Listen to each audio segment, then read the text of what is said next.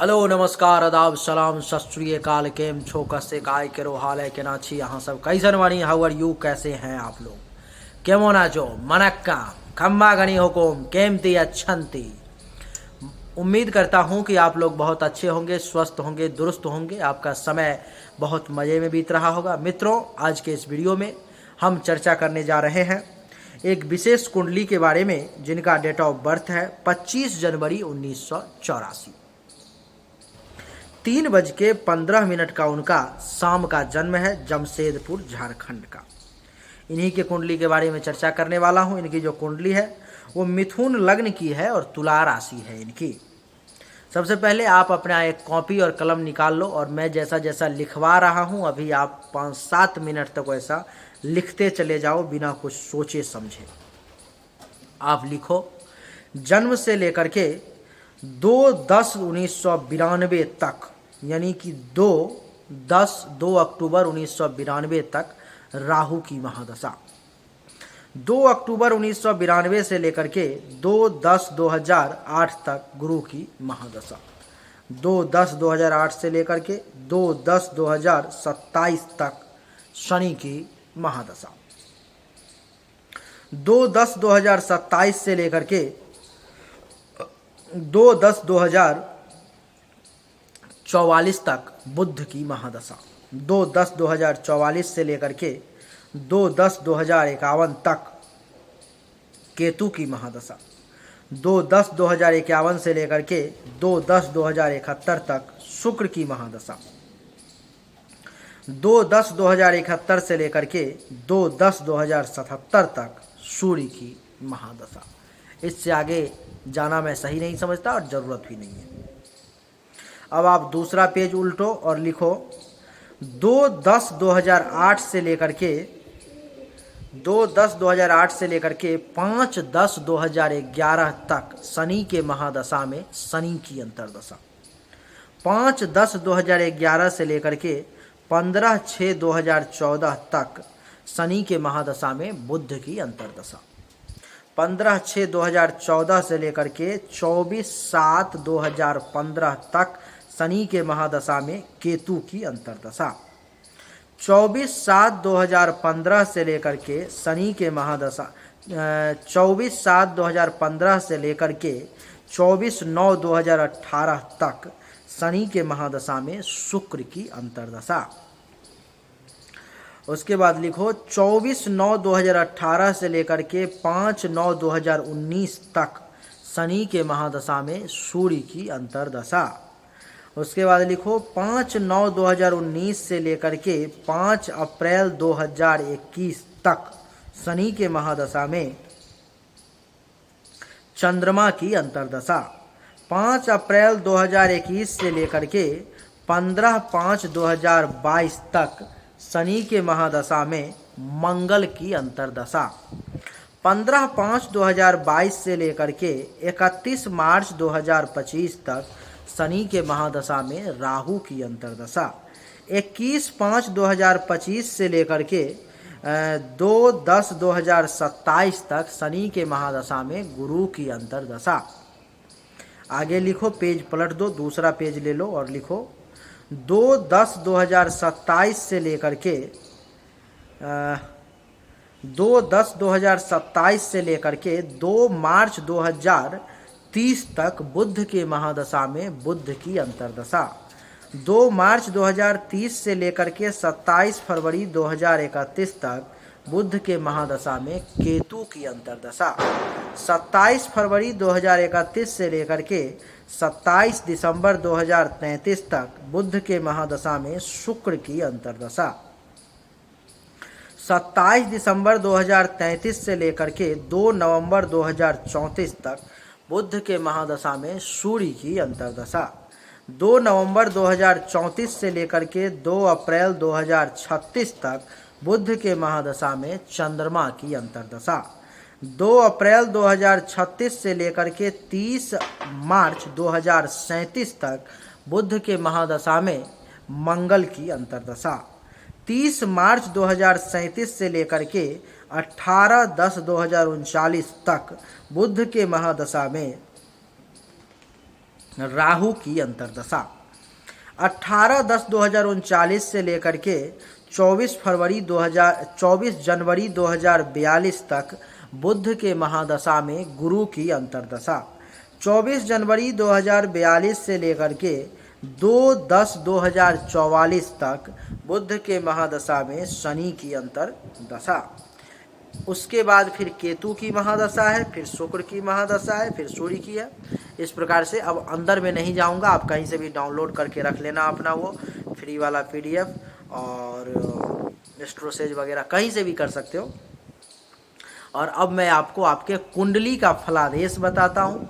जिस ग्रह का जो फलादेश बताऊंगा मैं, आप ये समझना कि उस ग्रह की जब महादशा आएगी, अंतर्दशा आएगी, तो वही फल की प्राप्ति होगी।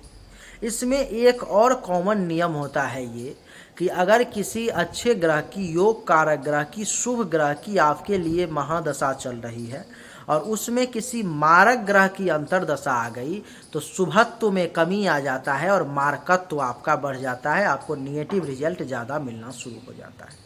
अगर किसी मारक ग्रह के अंतर्दशा में शुभ ग्रह का फल आ गया, तो वहाँ पर में मारक का फल तो प्राप्त होता ही है, लेकिन कुछ मात्रा में शुभ ग्रह का फल भी आपको प्राप्त हो जाता है। ये एक सामान्य नियम है, ये एक सामान्य कंडीशन है। अब मैं फलादेश स्टार्ट करता हूँ। ये मिथुन लग्न की कुंडली है और तुला राशि है। इसमें सूर्य से फलादेश स्टार्ट करूँगा। सूर्य इस कुंडली में 10 डिग्री पर में अष्टम भाव में बैठे हुए हैं। इसका अर्थ ये हो गया कि सूर्य इस कुंडली में अष्टम भाव में बैठने के कारण एक मारक ग्रह हो गए। सूर्य का जब जब समय जिंदगी में आएगा, अचानक से धनहानि का योग बन जाएगा, घर से दूर जाने का योग बन जाएगा, एक्सीडेंट का योग बन जाएगा, चोट लगने का योग बन जाएगा, अचानक से धनहानि का भी योग बन जाएगा। आपको बता दूं कि बना बनाया काम अपने आप बिगड़ने लगेगा जब जब सूर्य की समय आएगी। सूर्य की दृष्टि जो है सो आपके कुंडली के दूसरे भाव पे पड़ रही है, जिसके कारण से सूर्य के समय में जमा पूंजी से पैसा आपका निकलता चला जाएगा, पैसा जमा नहीं हो पाएगा। परिवार में टेंशन तनाव की स्थिति बनेगी, वाणी में दोष उत्पन्न हो जाएगा, सच ज़्यादा करवा बोलोगे, पड़ोसी से भी टेंशन तनाव होगा और तीखे शब्दों का प्रयोग करोगे, आपके लिए ठीक नहीं रहेगा। सूर्य इस कुंडली में मित्रों, जैसा कि आप देख ही रहे हो कि तीसरे भाव का भी मालिक है, तो जिसके कारण से छोटे भाई बहन से भी कुछ टेंशन तनाव का योग बन जाएगा। आपके पराक्रम में भी कमी का योग बन जाएगा, पेशेंस लेवल आपका कमज़ोर हो जाएगा, गुप्त शत्रु आपको परेशान करने लगेंगे, गले से संबंधित, नाक से संबंधित, कान से संबंधित किसी प्रकार का कोई परेशानी भी आपको परेशान कर सकता है। सूर्य के बाद चंद्रमा की चर्चा करेंगे। चंद्रमा इस कुंडली में दूसरे भाव का मालिक होकर के मित्रों बैठा हुआ है आपके कुंडली के पंचम भाव में। और जैसा कि आपको पता है कि मिथुन लग्न के कुंडली में चंद्रमा जो है सो एक मारक ग्रह होता है, यानी कि अच्छा ग्रह नहीं होता है, और शनि के साथ युति बना करके ये विष नामक योग भी बना रहा है। तो आपको मैं बता दूं कि चंद्रमा के कारण इस कुंडली में एक पुत्री प्राप्ति का भी योग उत्पन्न हो गया। और चंद्रमा के समय में जो है संतान को लेकर के कुछ परेशानी का योग, विद्या बुद्धि में परेशानी का योग, आपको बता दूं कि पेट से संबंधित परेशानी का योग, लव अफेयर में परेशानी का योग, और धर्म कर्म का कार्य करने में भी कुछ परेशानी का योग आपको चंद्रमा बना देगा। चंद्रमा की दृष्टि यहाँ से आपके एकादश भाव पर में, तो क्योंकि मारक ग्रह है इसीलिए आय में कमी, लाभ में कमी, उपलब्धि की प्राप्ति में कमी, मनोकामनाओं की पूर्ति में कमी, बड़े भाई बहन से टेंशन तनाव, सीनियर्स का सपोर्ट ना मिलना, बुढ़ापे में जब चंद्रमा का समय आएगा तो पुत्रवधू दामाद से टेंशन, दूसरे भाव का मालिक है तो पैसा जमा करने में परेशानी, परिवार में टेंशन, वाणी में दोष, पड़ोसी के साथ टेंशन, ठंडा खाना मिलना, ये सब आपको चंद्रमा जो है सो परेशान करेगा। चंद्रमा के बाद मित्रों अब हम लोग मंगल की चर्चा करेंगे। मंगल इस कुंडली में एक तो छठे भाव के मालिक हैं और दूसरे इस कुंडली में मंगल एकादश भाव के मालिक होकर के इस कुंडली में 50% अच्छा 50% बुरा रिजल्ट देने के लिए सक्षम हो गए। वैसे मिथुन लग्न के कुंडली में मंगल जो है सो एक मारक ग्रह के तौर पर में जाना जाता है। तो मिथुन लग्न के कुंडली में पंचम भाव में मंगल के बैठने के कारण पुत्र प्राप्ति का भी योग बन गया। कुंडली में मंगल के समय में आपको जो है सो संतान को लेकर के किसी प्रकार का टेंशन तनाव परेशानी, संतान में फालतू का खर्चा, विद्या बुद्धि में परेशानी, पेट से संबंधित परेशानी, पंचम भाव में बैठा हुआ है तो धर्म और मंगल कार्य में परेशानी, लव अफेयर में परेशानी। मंगल की चतुर्दृष्टि 1 2 3 4 अष्टम भाव पर में तो काम में रुकावट का योग, जो विदेश में रहते होंगे उनके लिए विदेश से धन लाभ का योग बना देगा मंगल। मंगल की सप्तम दृष्टि अष्टम भाव पर में अपने ही भाव पर में तो मंगल के समय में आपके लिए धन लाभ का योग बन जाएगा, आय में वृद्धि का योग बन जाएगा, कुछ उपलब्धि प्राप्ति का भी योग बन जाएगा। ये सब मिलेगा लेकिन बड़ी परेशानी से और थोड़ा थोड़ा, क्योंकि मंगल इस कुंडली में एक मारक ग्रह है। अच्छा, उसके बाद मैं आपको बता दूं कि मंगल जो है सप्तम दृष्टि एकादश भाव के कारण मनोकामनाओं की पूर्ति में कुछ परेशानी आएगी। बड़े भाई बहन सीनियर्स का जो सपोर्ट मिलना चाहिए वो उतना सपोर्ट नहीं मिल पाएगा। मंगल की अष्टम दृष्टि द्वादश भाव पर में तो खर्चा ज़्यादा होगा, धन हानि का योग बन जाएगा, अस्पताल का खर्चा भी जो है आपके लिए एक्टिवेट हो जाएगा, कुछ पैसा आपका अस्पताल में भी जाएगा। तो ये जो है इस प्रकार से मंगल आपको कुछ परेशान करेगा और छठे भाव का मालिक है, इसलिए कुछ दुश्मन से भी परेशान करवाएगा, कुछ दुश्मन से भी टेंशन तनाव करवाएगा, कुछ पेट से संबंधित भी परेशानी देगा और कुछ आपके ऊपर में कलंक वगैरह भी लगवा सकता है अपने समय में और चिंता में भी थोड़ा सा रहोगे। मंगल के बाद बुध की चर्चा करते हैं। बुध इस कुंडली में जो है मित्रों सबसे ज़्यादा योग कारक और पावरफुल ग्रह है। बुध के कारण बुध के समय में आपको बड़ी ही सुंदर और बुद्धिमान पत्नी मिलने का योग बन गया कुंडली में। एक तो सबसे पहला, दूसरा कि पत्नी आपकी बड़ी बुद्धिमान होगी, तीसरा कि बुध के समय में जीवन साथी के साथ संबंध भी बढ़िया रहेगा और प्रबल धन लाभ का योग भी बन जाएगा, काम वासना भी बढ़ेगी, उसका पूर्ति भी होगा, वैवाहिक जीवन अच्छा रहेगा, दैनिक व्यवसाय के क्षेत्र में भी अच्छा करोगे, दुश्मन भी आपका कुछ नहीं बिगाड़ पाएगा और पार्टनरशिप में भी अगर किसी के साथ बिजनेस है तो वो भी बढ़िया चलेगा। तो बुध का रिजल्ट आपके लिए बढ़िया रहेगा। बुध की सप्तम दृष्टि आपके मस्तिष्क पर में तो रूप रंग भी बड़ा बढ़िया होगा, शरीर का रंग रूप बढ़िया होगा, ज्ञान की प्राप्ति होगी बुध के समय में। आपको बता दूं कि बल की प्राप्ति होगी, दिमाग बड़ा तेजी से काम करेगा, विवेक का सहारा लोगे, ऐसा कोई काम करोगे जिससे कि गर्व हो आपको अपने आप पर में, स्वभाव भी काफ़ी विनम्र बना रहेगा। बुध जो है इस कुंडली में मित्रों प्रथम भाव के साथ साथ चतुर्थ भाव का भी मालिक है। तो बुध के समय में माता से भी लाभ का योग बन जाएगा, सुख में भी वृद्धि का योग बन जाएगा, मकान बनाने का योग बन जाएगा, जमीन लेने का योग बन जाएगा, अचल संपत्ति के प्राप्ति का योग बन जाएगा, बुध के समय में गाड़ी लेने का योग बन जाएगा, कुछ अचानक से धन लाभ का भी योग बन जाएगा। तो बुध आपके लिए बहुत ही बढ़िया है। बुध के बाद बृहस्पति की चर्चा करेंगे। बृहस्पति भी इस कुंडली में एक बहुत ही बढ़िया और योग कारक ग्रह है और अपने ही घर में बैठ करके इस कुंडली में बृहस्पति जो है सो हंस नामक राजयोग का निर्माण कर रहे हैं। बृहस्पति का समय जब जब जिंदगी में आएगा आप ये समझ लो कि जीवन साथी के माध्यम से प्रबल धन लाभ का योग बन जाएगा, जीवन साथी के भाग्य से प्रबल धन लाभ का योग बन जाएगा, काम वासना की प्राप्ति होगी, वैवाहिक जीवन बढ़िया रहेगा, दैनिक व्यवसाय के क्षेत्र में अच्छा करोगे, दुश्मन आपका कुछ नहीं बिगाड़ पाएगा, पार्टनरशिप का बिजनेस भी बृहस्पति के समय में आपका कमाल का चलेगा। और बृहस्पति की पंचम दृष्टि 1 2 3 4 पंचम दृष्टि आपके एकादश भाव पर में, तो बृहस्पति के समय में आय में बहुत वृद्धि होगी, लाभ बहुत होगा, पैसा बहुत आएगा, बड़ी बड़ी उपलब्धि की प्राप्ति होगी, मनोकामनाओं की पूर्ति होगी, बड़े भाई बहन का लाभ मिलेगा, पुत्र वधू दामाद का भी सुख प्राप्त होगा।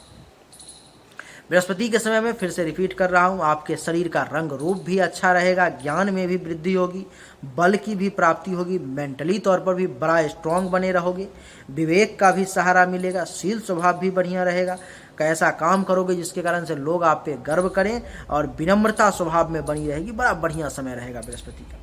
बृहस्पति की 9वीं दृष्टि तीसरे भाव पर में, छोटे भाई बहन जूनियर्स से भी सपोर्ट का योग, पराक्रम में भी वृद्धि का योग, पैसेंस लेवल में भी बढ़िया का योग, माँ के लिए भी अच्छा समय, पिता के लिए भी बढ़िया समय, गुप्त शत्रु से जो है सो हारोगे नहीं, गले से संबंधित, नाक से संबंधित, कान से संबंधित किसी भी प्रकार की कोई परेशानी होगी वो सब दूर हो जाएगी।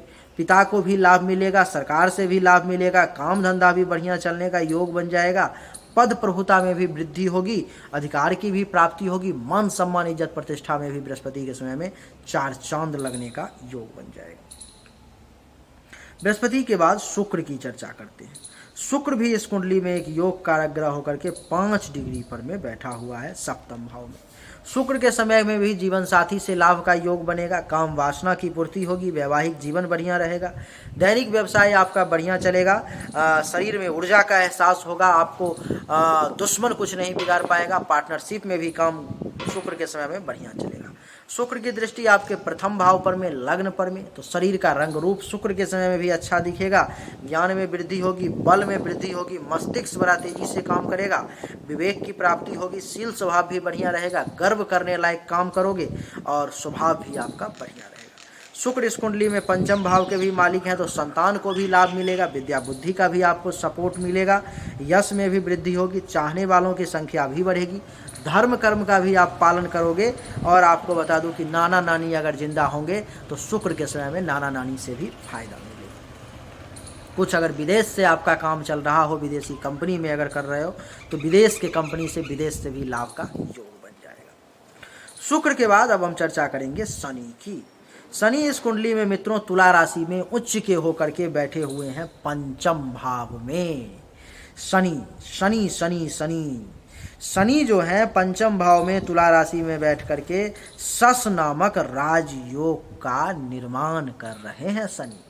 शनि जो है इस कुंडली में कमजोर अवस्था में 21 डिग्री पर में है, और शनि के साथ चंद्रमा भी है जो कि सस नामक राजयोग के साथ विष योग का भी निर्माण हो रहा है। तो सस नामक राजयोग को अगर मजबूत करना है तो उसको चंद्रमा से सबसे पहले मजबूत करना होगा, इन्हें कि इसके लिए नीलम धारण करना होगा। और अगर आप नीलम धारण कर लोगे कमाल हो जाएगा, कमाल हो जाएगा इस कुंडली में। आपको मैं बता दूं, अगर नीलम धारण कर लोगे तो सस नामक राजयोग का शनि के समय में यानी कि अभी पूरा बेनिफिट ले पाओगे। क्या क्या मिलेगा वो देखो। सबसे पहले तो शनि के कारण पुत्री प्राप्ति का योग बन गया कुंडली में। उसके बाद शनि के कारण संतान से लाभ का योग बन गया आपके लिए, संतान के भाग्य से फायदा मिलेगा। धर्म कर्म का काम करोगे, विद्या बुद्धि बड़ा तेजी से काम करेगी, यश में वृद्धि का योग, चाहने वालों की संख्या में वृद्धि का योग, धर्म और मंगल कार्य करने का योग, ननिहाल पक्ष से भी कुछ लाभ का योग, पेट से संबंधित कोई छोटी मोटी परेशानी का योग। शनि की तीसरी दृष्टि सप्तम भाव पर में पति पत्नी के बीच में कुछ थोड़ा मोड़ा टेंशन हो सकता है, बाकी जीवन साथी से लाभ का योग, काम वासना में वृद्धि का योग, वैवाहिक जीवन से लाभ का योग, बिजनेस बढ़िया चलने का योग, काम धंधा बढ़िया करने का योग, पार्टनरशिप में बिजनेस भी होगा वो भी बढ़िया चलेगा। शनि की सप्तम दृष्टि एकादश भाव पर में आय में वृद्धि का योग, लाभ में वृद्धि का योग, उपलब्धि की प्राप्ति का योग, मनोकामनाओं की पूर्ति का योग, बड़े भाई बहन से लाभ का योग, सीनियर्स से सपोर्ट का योग। बुढ़ापा में जब शनि की अंतर्दशा आएगी तो पुत्र वधू दामाद से भी लाभ का योग, और आपके मस्तक पर में शनि की दृष्टि है तो जिसके कारण से ज्ञान में भी वृद्धि का योग और शरीर में बल का एहसास होगा आपको। तो शनि आपके लिए बहुत बढ़िया है। शनि अष्टम भाव का भी मालिक है, नवम भाव का भी मालिक है। तो शनि के कारण, अष्टम भाव के कारण अचानक से धन लाभ का भी योग बन रहा है, भाग्य से भी सपोर्ट का योग बन रहा है, तीर्थवर्थ करने का भी योग बन रहा है, ससुराल पक्ष से भी लाभ का योग बन रहा है, और बढ़िया गुरु आचार्य ब्राह्मण के आशीर्वाद प्राप्ति का भी शनि आपके लिए योग बना रहा है। इसीलिए आपको चाहिए कि जितना जल्दी से जल्दी, अगर आपको ये सब प्राप्त हो रहा है तब तो ठीक है। वैसे शनि 7 डिग्री पर में ही है, तो जिसके कारण से प्राप्त 21 डिग्री पर में है शनि, 7 डिग्री पर में नहीं है, 21 डिग्री पर में है, जिसके कारण से बहुत कम रिजल्ट देने में शनि सक्षम है। तो प्राप्त अगर हो रहा है फिर भी आप अगर संतुष्ट हो जितना प्राप्त हो रहा है उतना में, तो ठीक है। नहीं तो एक बढ़िया क्वालिटी का, हेवी क्वालिटी का आपको मैं एक नीलम दूंगा 25,000 रुपये का, बहुत सुंदर और हेवी क्वालिटी का। वो जब आप धारण करोगे उसके 2 महीने बाद ही आप देखोगे शनि का क्या प्रभाव, राजयोग क्या होता है, वो आपको फिर समझ में आएगा।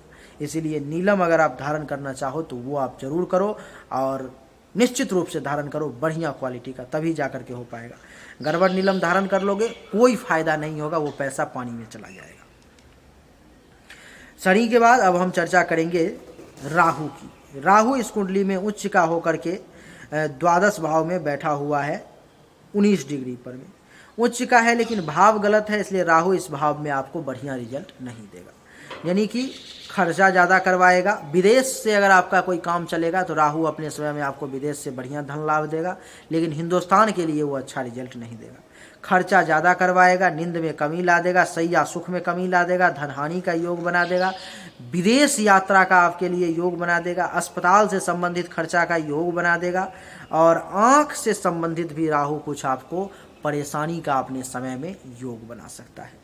राहु की पंचम दृष्टि चतुर्थ भाव पर, तो राहु के समय में ऐसा, जबकि उच्च का है, फिर भी अनुभव करोगे कि सुख में कमी आ गई है, माता से कुछ परेशानी होगी, माता को कुछ परेशानी होगी, मकान से संबंधित कुछ टेंशन तनाव होगा, जमीन से संबंधित कुछ परेशानी आ सकती है, अचल संपत्ति से संबंधित कुछ प्राप्ति का भी योग है, मकान प्राप्ति का, जमीन प्राप्ति का, लेकिन टेंशन तनाव का दोनों का योग है, गाड़ी प्राप्ति का भी योग है।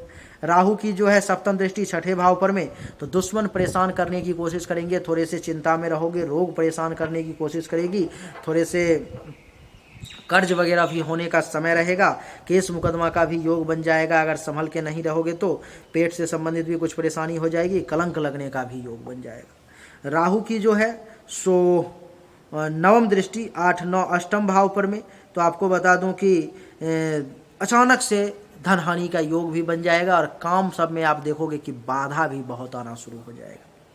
तो राहु के समय में क्या उपाय करना है मैं अभी आपको सबका एक एक करके बताऊंगा। राहु के बाद केतु की चर्चा करेंगे। केतु भी छठे भाव में, गलत भाव में उच्च का बैठा हुआ है, तो केतु के समय में भी दुश्मन परेशान करेगा, चिंता में रहोगे, रोग परेशान करेगा, कुछ कर्ज वगैरह भी परेशान कर सकता है, केस मुकदमा का भी कोई छोटा मोटा योग बन सकता है, पेट से संबंधित कुछ परेशानी आ सकती है, किसी प्रकार का कलंक भी लग सकता है, और 1, 2, 3, 4, 5 पंचम दृष्टि दसम भाव पर में, तो पिता को भी कुछ परेशानी आ सकती है, सरकार से भी परेशानी, काम धंधा से भी परेशानी, पद प्रतिष्ठा मान सम्मान में भी कुछ कमी का एहसास हो सकता है। केतु की सप्तम दृष्टि द्वादश भाव पर में, तो खर्चा ज़्यादा होगा, धनहानि का योग बनेगा, विदेश से धनहानि का नहीं, विदेश से कुछ धन लाभ का योग बनेगा, अस्पताल का खर्चा भी एक्टिवेट हो जाएगा, और जमा पूंजी पर में नवम दृष्टि दूसरे भाव पर में, तो जमा पूंजी को खत्म करने का प्रयास करेगा, वाणी को तीखा करने का प्रयास करेगा, परिवार में टेंशन तनाव की स्थिति उत्पन्न करने का प्रयास करेगा, पड़ोसी से भी टेंशन तनाव करवाने का प्रयास करेगा। तो ये जो है आपके लिए राहु और केतु बहुत अच्छा रिजल्ट नहीं देगा। उच्च का है, इस कारण से कुछ % आपको बढ़िया दे दे, बाकी ये बढ़िया नहीं देगा। अब इसमें उपाय की चर्चा करेंगे। जब जब सूर्य का समय आएगा, ओम आदित्याय नमः मंत्र का 10 माला जाप शुरू कर दोगे, और आजीवन सूर्य को जल दो सुबह में स्नान करके, सुबह में जाप करना है सूर्य के मंत्र का। चंद्रमा का जब जब समय आएगा, ओम चंद्रमसे नमः मंत्र का 10 माला जाप शुरू कर दोगे, सुबह में करोगे, और बस इस मंत्र का जाप करोगे।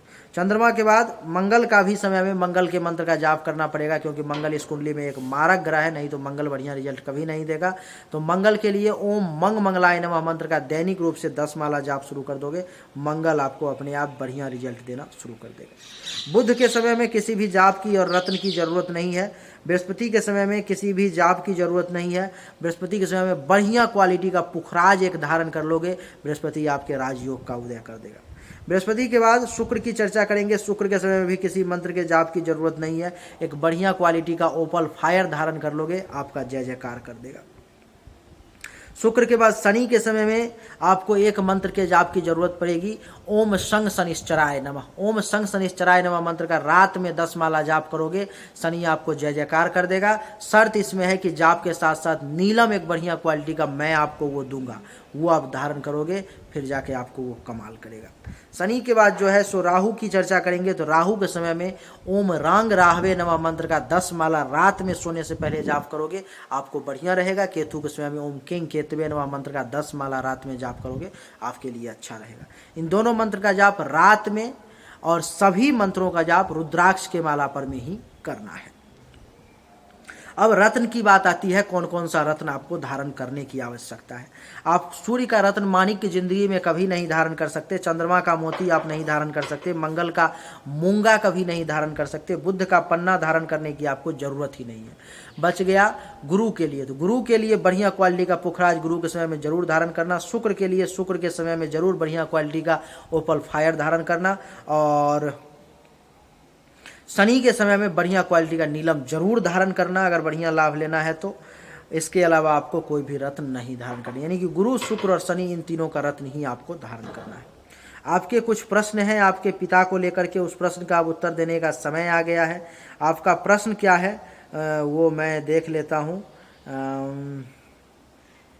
आपका है कि पापा का कोर्ट केस विन और not, please mention in video. पापा आपके कोर्ट केस को जीतेंगे या नहीं, ये आपके लिए है। पापा, एक सेकेंड, बृहस्पति, पापा आपके कोर्ट का केस निश्चित रूप से जीतेंगे, इसमें कहीं से कोई दो राय की बात नहीं है। लेकिन वो अभी नहीं जीतेंगे, ये केस लंबा चलेगा और कुछ समय के बाद आपको इसका रिजल्ट मिलेगा, यानी कि इतना जल्दी ये खत्म नहीं होने वाला है, लेकिन उसका रिजल्ट आपके पक्ष में ही आएगा, पापा के पक्ष में ही आएगा, और पापा उस केस को जीतेंगे भी। इसलिए आपको कोई टेंशन तनाव लेने की आवश्यकता नहीं है। तो उम्मीद करता हूं कि आपको हमारा वीडियो पसंद आया होगा, आपको सब कुछ समझ में आ गया होगा। अभी आपके लिए मैंने तत्काल में 3 चीज़ें बताई। एक तो शनि का नीलम रंग का रत्न जल्दी से जल्दी आप धारण कर लो बढ़िया क्वालिटी का, दूसरा कि शनि के मंत्र का जाप करो, और तीसरा अंतरदशा में जो ग्रह चल रहा होगा उसका जाप करो। भगवान के पास सब बढ़िया रहेगा, एकदम जय जयकार में रहोगे। उम्मीद करता हूँ कि आपको हमारा ये वीडियो पसंद आया होगा। अगर पसंद आया तो इस वीडियो को लाइक करें, शेयर करें, चैनल को सब्सक्राइब करके इसके बेल आइकन के बटन को दबा दें। एक बार फिर से आप सभी का बहुत बहुत धन्यवाद। Thank you so much. जय हिंद, वंदे मातरम। बोलिए राधे राधे।